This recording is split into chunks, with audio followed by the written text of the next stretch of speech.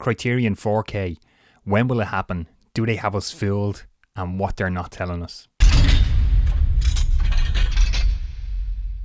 Hey everyone, my name is Rob. Welcome to my YouTube channel called The Movie Vault, where I want to help, advise and inform you guys about 4K Blu-ray, DVD and movie collecting. If that sounds like something you might be interested in, please consider subscribing to the channel and hitting that little bell to get notified every time I post a new video. Criterion 4K is a huge topic here on YouTube, especially among movie collectors like myself. Everybody wants to know when they are going to go to 4K. Let's break it down into 3 simple topics and see what we think after we discuss this. The first thing we're going to discuss here is the market for 4K UHD. Is there a market for 4K Criterion releases? Of course there is among movie collectors like myself, like yourself. We love 4K. We're going to pick up that format. We're going to move into it when we can, upgrade our equipment if we haven't already. For example, here's the week ending October 17th, 2020. This graphic is courtesy of Media Play News. This is a look at the top 50 disc sellers and the format market share. As you can see from the graphic here, 4K UHD only has 5.8% of sales. Blu-ray has 33.6% of sales, and surprisingly DVD has 60.7% of sales. 4K UHD has the smallest market share in formats currently, which is really surprising. A lot of people haven't even made the move from DVD to Blu-ray yet at the moment in 2020, which is kind of surprising to like movie collectors like me and like yourself.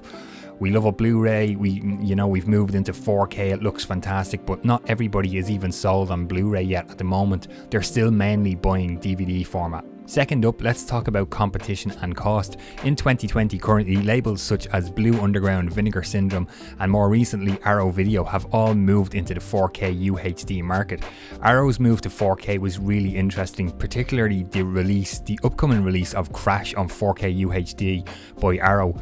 As an actual 4K UHD release, it's coming out in November. They only have the rights to the UK for this 4K UHD release, so Criterion have picked up the rights for the US for Crash and are releasing a 4K restoration, but only on Blu-ray, not a 4K UHD release. There's obviously a cost increase when producing a 4K UHD disc as compared to a Blu-ray disc, so this will obviously impact on Criterion's decision whether to go into the 4K market or not, and ultimately the retail cost for us the consumers, us the buyers, is going to increase.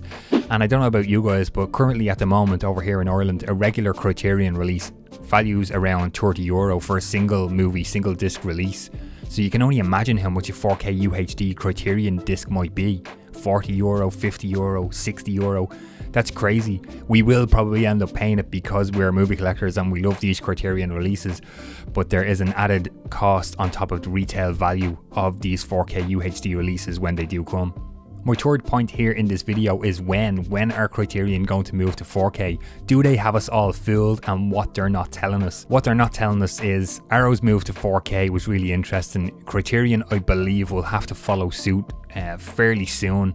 But when is soon? 4K has the smallest market share in the formats, as we just saw there on the graphic. Maybe Criterion will do limited releases, only 2,000 copies, only 3,000 copies on 4K UHD. If they were to jump right into the 4K market now, will they just jump right in with everything being available on 4K UHD and Blu-ray disc?